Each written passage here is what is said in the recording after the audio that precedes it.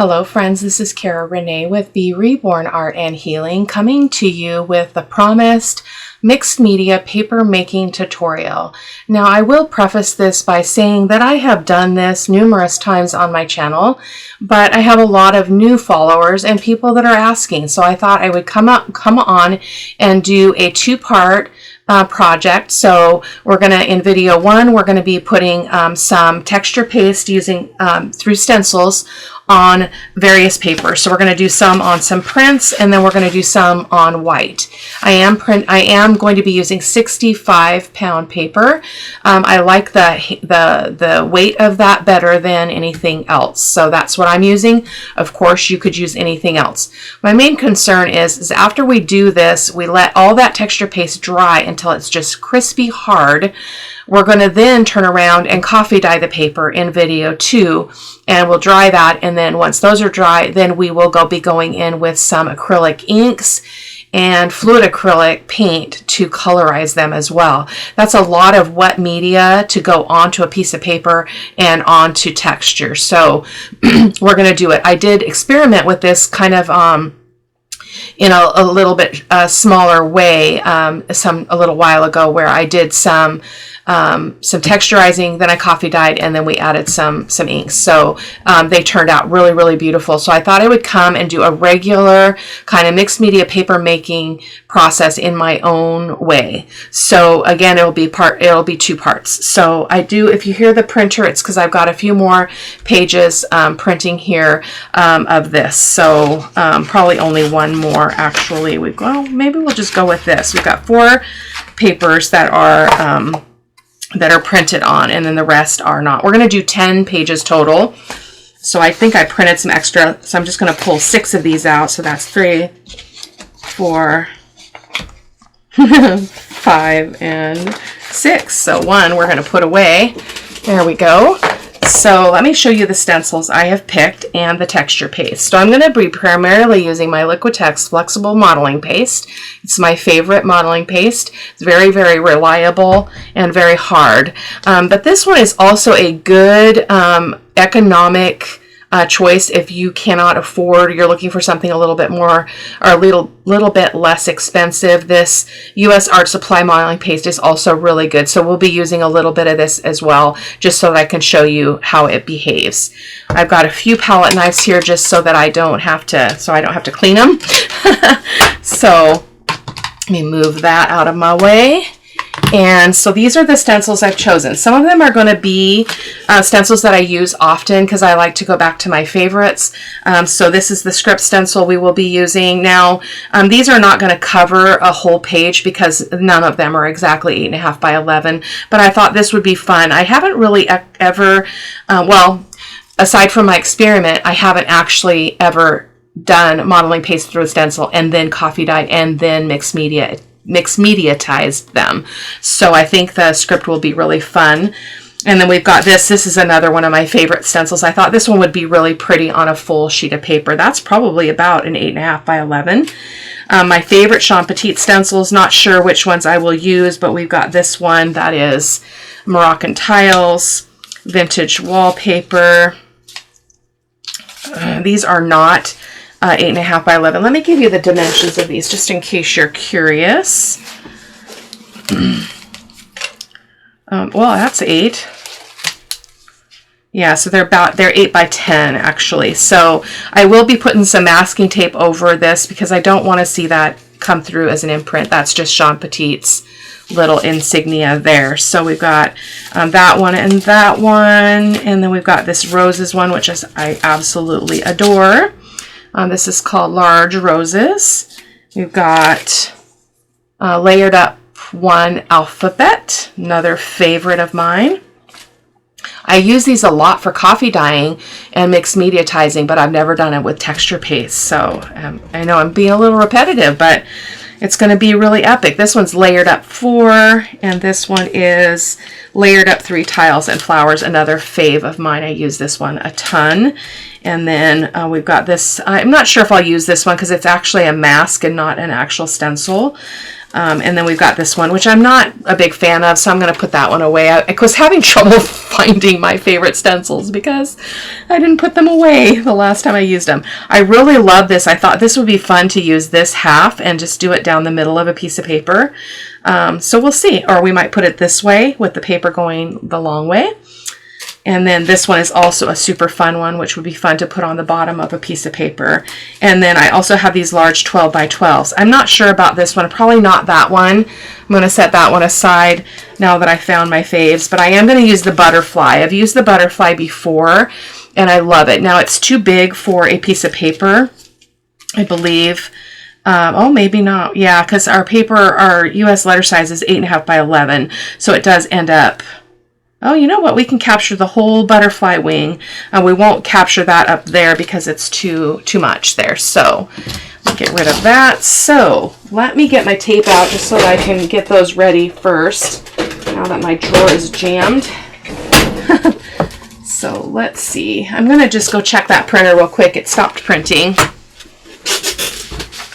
Okay, so let me set that one aside as well. Change my mind. Let's go ahead and just tape these mamas up. I love Sean Petite, but I don't want her little insignia on my papers in this case. So I'm just gonna put a piece here.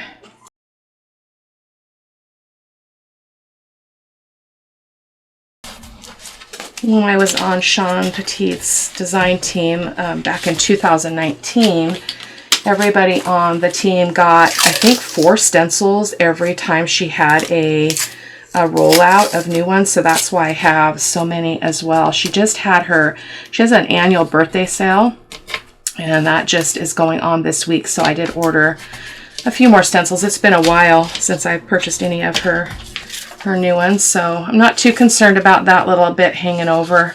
We're not looking for a perfect impression, so we've got one more and then we can get going. Let's make it a little bit wider than that. This one we can kind of avoid because the design doesn't go up into that area too much, so got that one folded over.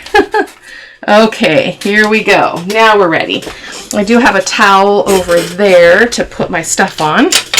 I'm going to start with my flexible modeling paste from Liquitex. I did clean off a bunch of the gunk that was around the top because it's really hard to get the good stuff out when that's happening. So I'm going to start with this one. I just thought this would be super fun to see what this looks like with this print underneath it. So let's pick a really good one. Actually, I think this one would be awesome for this paper. So I'm just going to set that down, and I'm trying to get it kind of evenish if I can. And I'm going to, my square palette knives are my favorite for doing modeling paste. So I'm just going to go ahead and just cover this.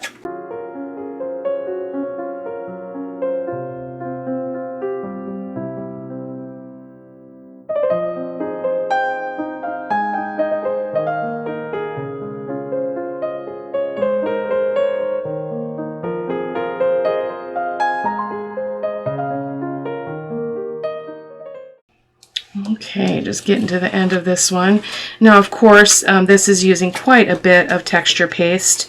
You could do this on a smaller scale, for sure. You could do this on a pocket for a journal. Really, really versatile kind of technique. So I'm just scraping off any excess. And I don't like to have the lines going through my texture paste if I can help that, and I'm not worried about, you know, super finite covering. The inconsistencies is part of what makes it fun. So I'm going to go ahead and take this off. Oh, this is going to be beautiful. So I'm going to set that stencil over there. I will wash those later. So look at that. That's going to be epic when it gets inked up. And we will also coffee dye this one, even though there is an image on the back. So I'm going to set that over there. Let's go ahead and go for our butterfly. So I think I'll just do the butterfly on plain white paper.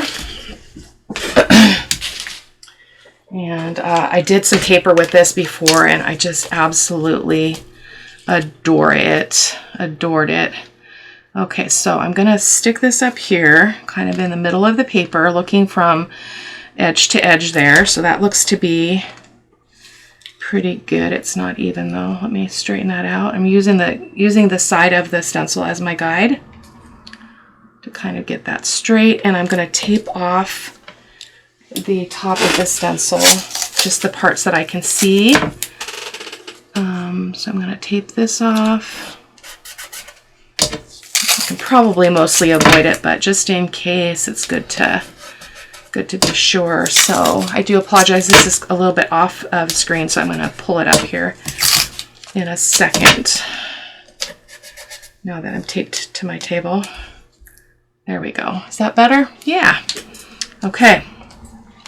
So this one's going to take a lot because there's a lot of open space, but that's going to be really fun. So I'm just going to get a ton on here because I know I have a large space to cover.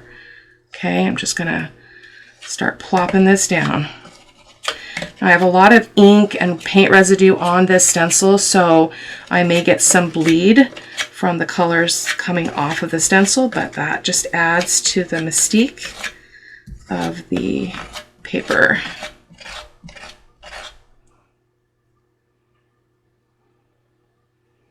I don't know what's happening there. We've got a weird bowing of that stencil. I'm not sure what that's about. I'm not going to go over it because I don't want to mess it up, but this whole piece right here is sticking out, that really fine line. So I'm going to leave it though. Again, we're not looking for a perfect impression. Mixed media is supposed to be messy and irregular like that. Goodness gracious. Thin part of the stencil, that's what's happening there. But I don't fret about it. I completely moved that line, so just have to deal with it. I'm going to go down and get the whole flower here since I've already touched it, the bottom edge of the stencil. And I'm just going to continue on. Now again, as much of the excess texture paste you can get off the top, the cleaner your impression will be. I'm not going to go over that, but I am going to go here, and I'm just scraping off extra on the top because that will create peaks in your on your paper when you lift the stencil. So this allows you to control that just a little bit. Not a huge issue if you don't do it. It's not a big deal. Okay, so I feel like that is good. Not sure what happened with that wing over there. It's gonna be a uni wing on that side. So let's go ahead and pull this off just so I can show you. Oh, this is gonna be gorgeous. Oh, we're sticking because of the tape. Get that out of the way. Oh, yikesies. Okay, look at that. Look at that. You can't actually see where you can't really see where that line moved, so that's pretty cool.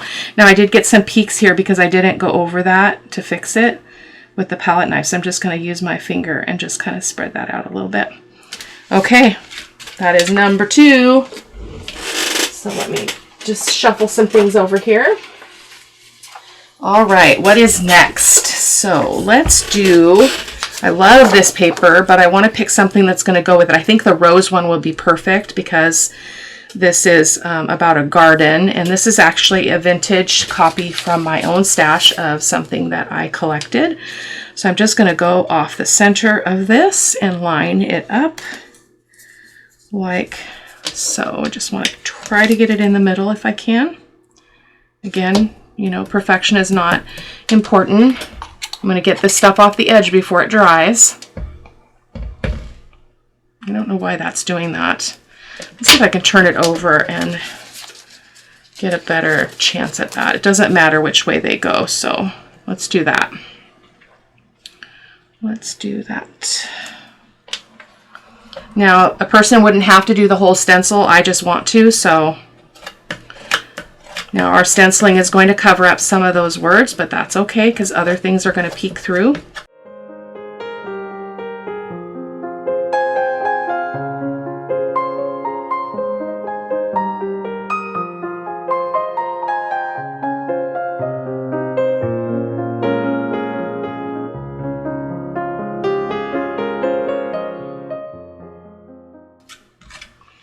Okay, let's get the excess off. So I'm just going to go from side to side, see if I can get the extra off.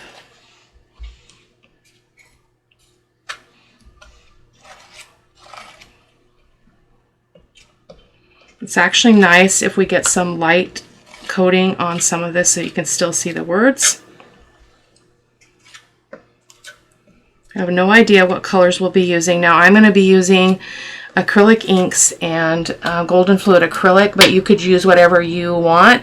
My technique works the best if you can get more transparent colors. So that's why some of my images come out so beautiful, is because I'm using golden fluid acrylics and acrylic inks that are transparent or semi-transparent, and that makes all the difference in the world. Of course, if you don't have those things, that's fine. You'll still be able to have something beautiful come out of it. Oh my gosh. That is going to be fantastic. And then what I do with these is once I get them all done and dried, I take photos of them and then I save them and make copies out of them. So it's perfect. Let's go ahead and do another piece of white paper. I hope this is not too boring for you. I think I really would like to try this. It's a pretty big, bold stencil here, but let's try it. And we're not going to be able to get it all. Oh yeah, we are. Yeah, we are. Look at that. What I'm going to do, because I want to hold this in place, I want it to be at the bottom of the paper. You guys can see that. I'm going to use a little bit of tape and just secure the stencil to my table.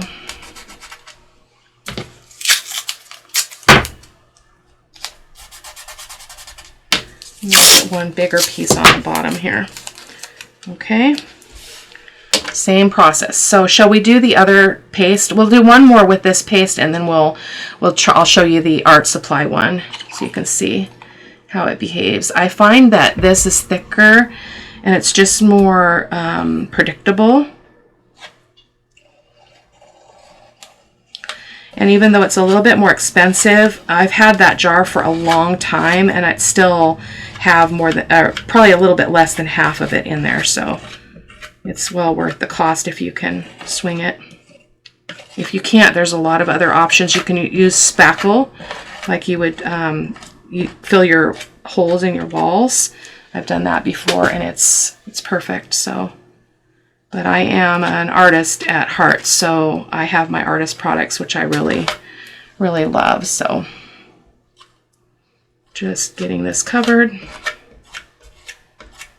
These are going to be so pretty. I'll probably do some, when I do the batch of mixed media paper, I'll probably do some that are just straight up coffee dyed papers with just ink and stuff like I usually do.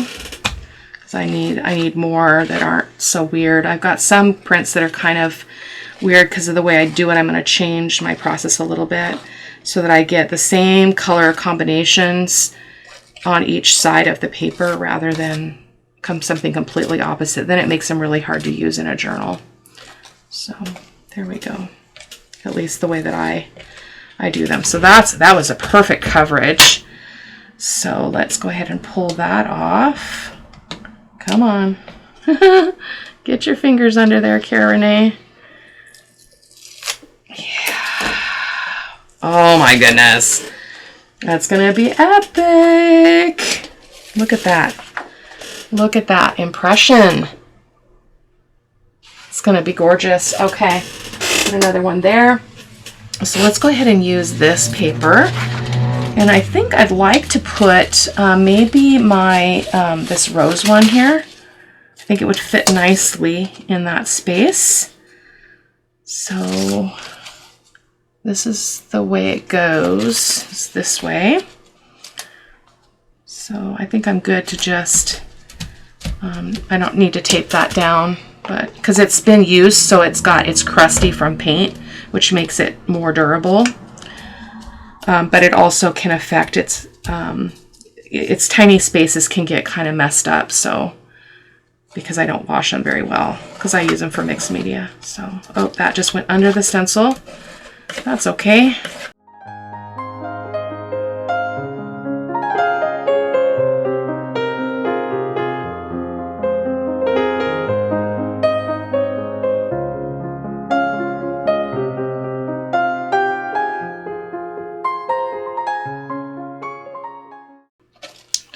little bit more on the bottom here.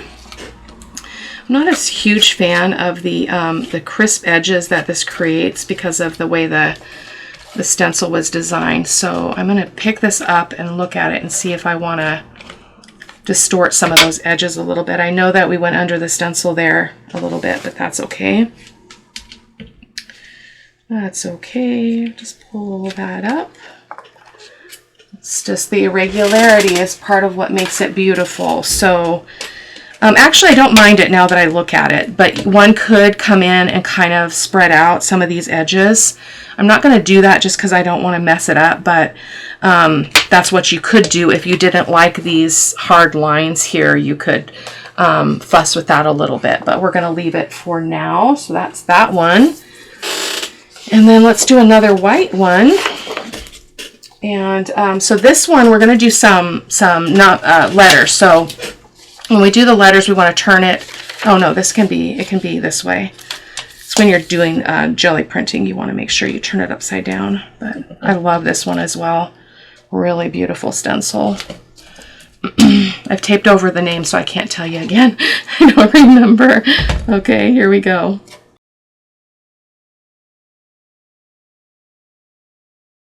Uh-oh. I just moved it. That's okay. Again, irregularity is the call for the day. It makes everything look so cool.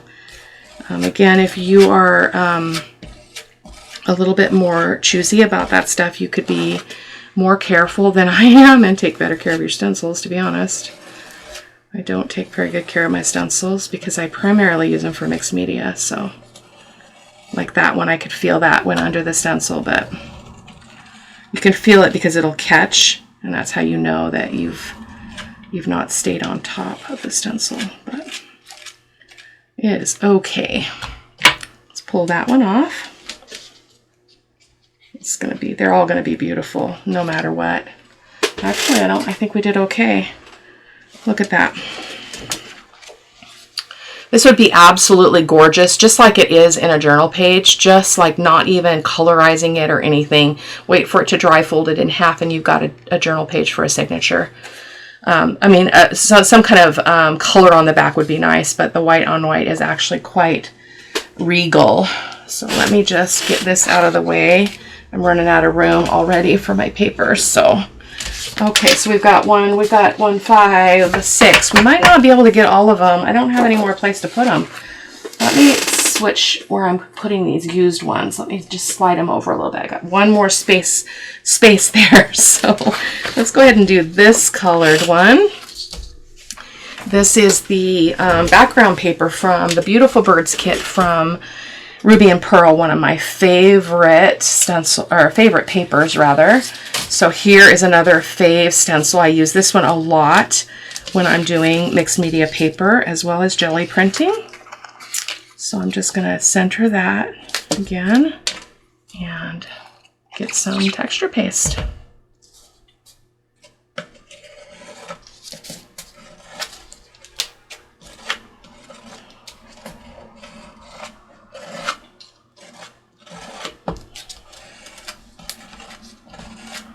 So can you see I'm kind of moving my hands around so that I can control if this paper slips or the stencil slips, I can control that a little bit.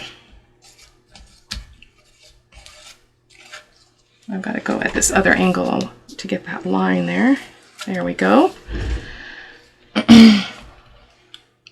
So once you start doing this, you kind of get your own groove and your own way that works for you. Again, I'm pretty sloppy when it comes to mixed media, so I don't worry about it. I don't sweat the small stuff. I don't sweat the big stuff, actually. And sometimes I'll be doing a mixed media project and I'm like, oh my gosh, this is terrible, because I'm in the middle of the process and I'm not being patient and I'm not trusting the process. I'm not trusting my instinct, and it always turns out amazing. Not when I first started. I have a lot of stuff down in the garage that's just crap. That's just, I can't even really, I don't think I can really repurpose it even, so I'm got to toy around with that. So I'm going to go this way with this palette knife too and see if I can get rid of some lines a little bit. Okay, let's see. Oh, I love it! All of my favorite stencils all in one place. Look at that. This is another one that would just be gorgeous in a journal like it is. Just white on color is also really pretty. So that's that. Now we'll be waiting. I'm going to do a couple more, but we'll be waiting for these to dry probably a good 24, 48 hours. And I'll come back in part 2 to continue on. So here is another piece of paper. So I really want the script. So I do have a spot on this stencil that is rough. I was told by somebody if you zap it with your heat tool, it will make it go back in place. So let me, what's sticking up here? Right there. So I'm going to grab my heat tool here. You want to be careful not to burn your stencil though, so you got to move it around.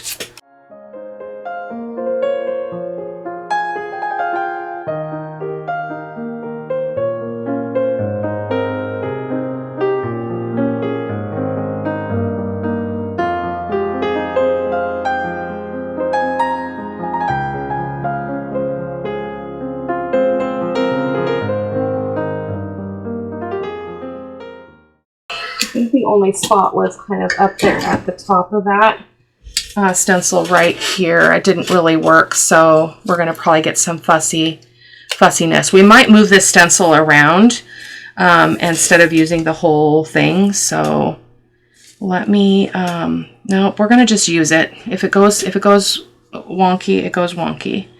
Okay.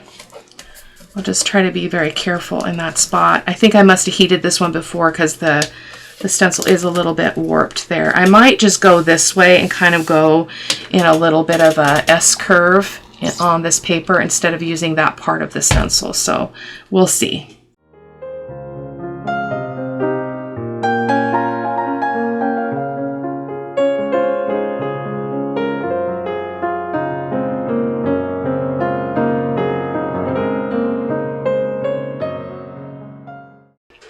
I think I'm happy with that. We'll see what it looks like underneath. But we were able to avoid that bad part of the stencil, and nobody's even going to know. So there's lots of ways to improvise. Okay, let's just lift that off. Plop that over there with all those stencils. Oh my goodness. I know, I get so excited, you guys. This is another one that would be so cool. I might take a picture of this and keep it like it is, but look at that. So you can't even tell that we deliberately missed something. It looks like we designed it that way. I am going to wipe off this little bit right there. I don't like that. And that little dot. There we go. Woohoo! Love it! Okay, I'm running out of room. What am I going to do? I got room for one more, and then so I'm just going to get rid of this last one. So we're just going to do one more. So what do we want to do? What do you guys think? Should I do this one and go across the middle of the page? Or should I do this one and capture just the, I think I want this one just to capture the Mandela effect on the corners. So yeah, I think that's what I'm going to do. And this is our last one, and then we'll be done. Short video today. Really working on that, guys. We're getting ready to go on a 5-day camping trip. My husband and I are taking 5 grandchildren camping. 4 of them are teenagers. So I'm trying to get a bunch of content up so I have content. I've already got all the content recorded and uploaded for the week I'm currently in. This is Tuesday, August the 13th. And then I'm working the next couple of days to get all the content on the channel for next week because I won't be back until next Thursday. And then school starts. So I'm going to move this one down a little bit here. So I'm definitely back in my groove. So I'm super grateful for that. I thank you for your patience.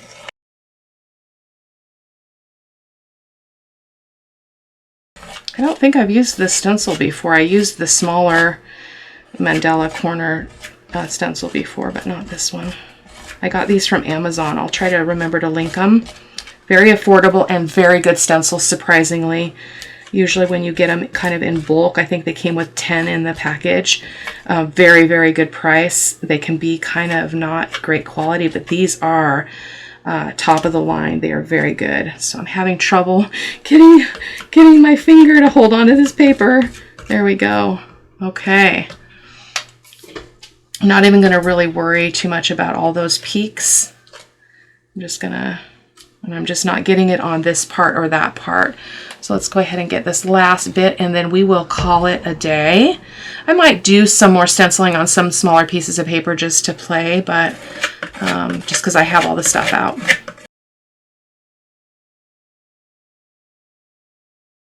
So cool.